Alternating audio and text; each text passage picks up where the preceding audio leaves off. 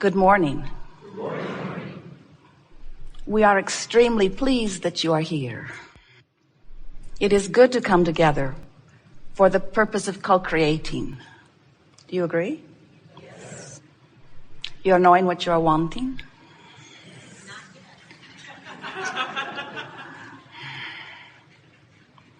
You enjoy the evolution of your desire? You realize that we are taking thought beyond that which it has been before? That while this is a gathering of satisfying much of what you have come for, depending upon where you are in relationship to your desire.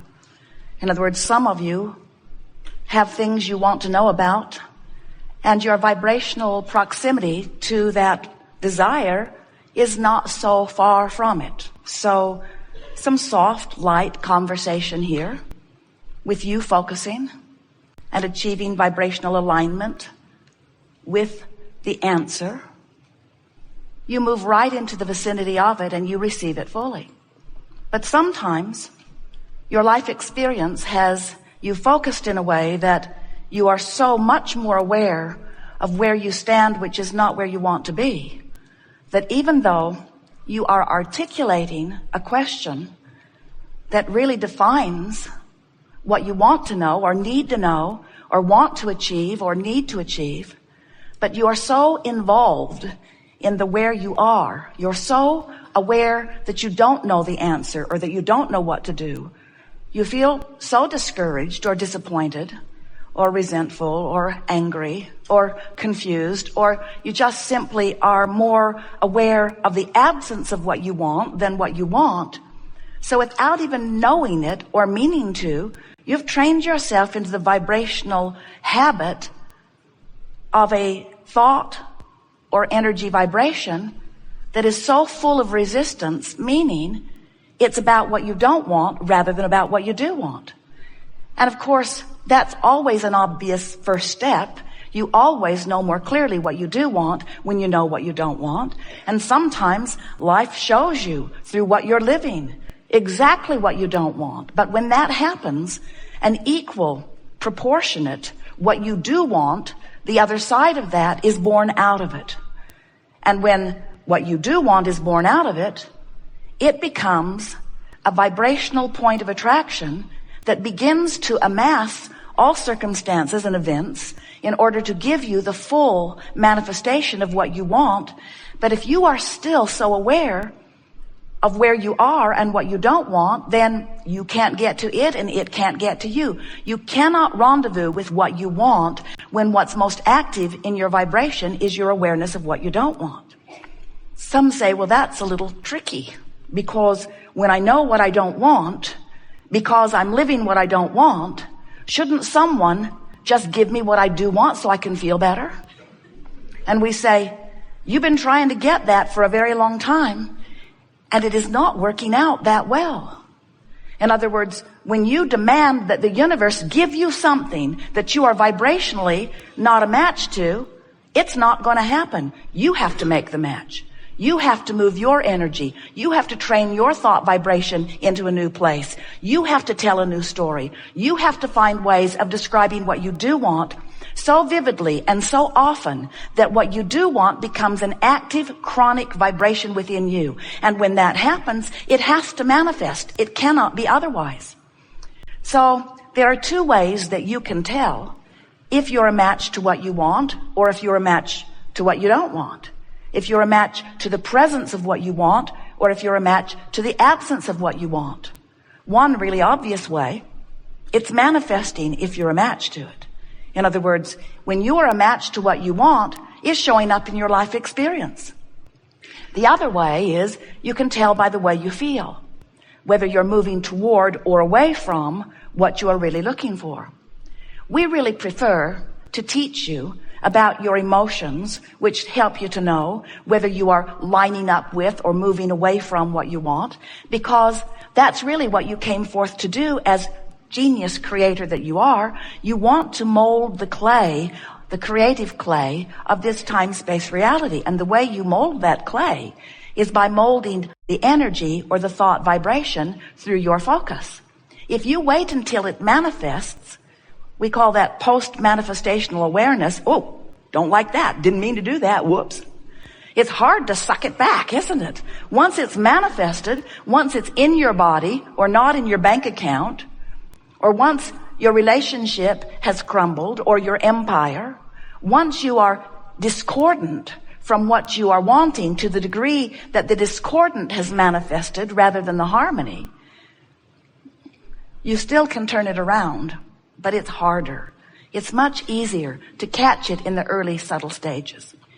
When you are in this vortex of creation, you are living as you've intended to be.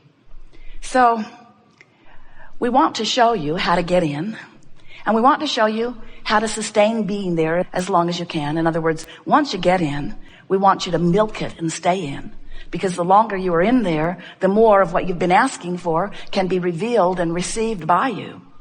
But we do not want to give you the impression that it is your job to always and only be in the vortex. If that were your intention, you would have remained dead like us. If that were your intention, you would have remained only this pure positive energy that's always in the vortex. But you came forth with the intention of sometimes stepping out of the vortex into the contrast to know what you don't want so that you can know what you do want.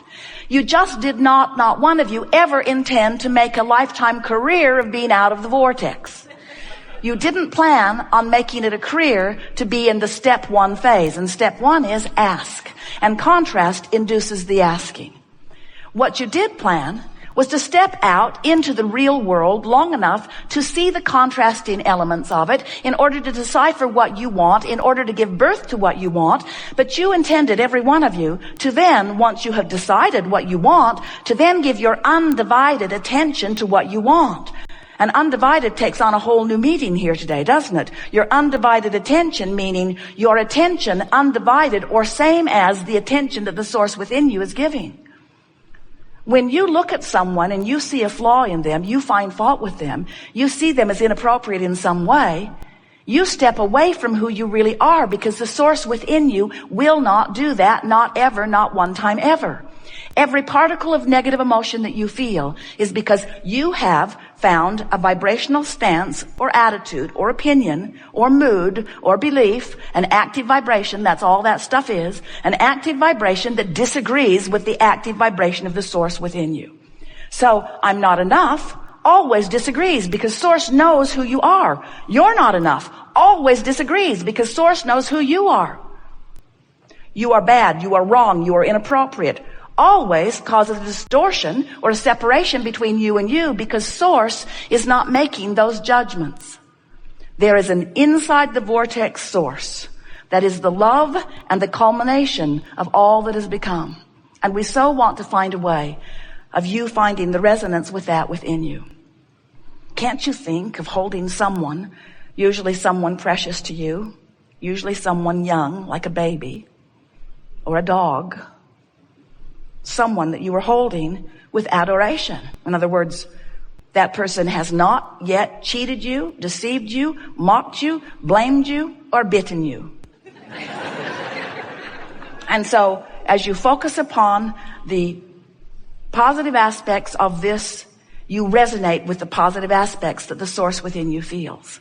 As humans, often, you want to sort behavior and people and beliefs and attitudes and desires into piles of right and wrong, and then you want to praise some piles while you condemn others. And what we want you to understand is that any pile you're praising causes source to be there with you. But any pile you're condemning causes you to deviate from source. Source will not join you in negative judgment or in pushing against anything unwanted, because source understands the way the universe works. Source understands that when you know what you don't want, an equal and equivalent desire is born. And source gives its undivided attention to that. That's why there is an eternal expansion and evolution of all things. If you could become so convincing that you could get source to come and join you in your negative contemplation, then there would be no source and there would be no eternity. Now don't worry about it. It cannot happen. Non-physical energy is too smart for that. Sometimes humans say, well, that's not the story I heard about God. I heard that he holds very strict standards. We say, yeah, there's a lot of confusion about what those standards are, isn't there? You're killing each other all day, every day over your discontent or non-agreement about what you think God thinks you should do. But you say, no, the God that I've heard about holds very strict, very, very strict rules. And when I keep those rules, I am loved by God.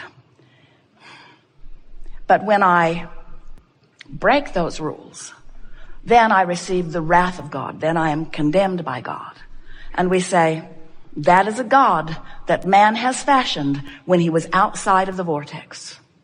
Because we promise you that that which is source, that which is the source of you, and that which is the source of all that you know, is a pure, positive energy, expanding force, evolving because of the asking that is constantly taking place on the leading edge of creation.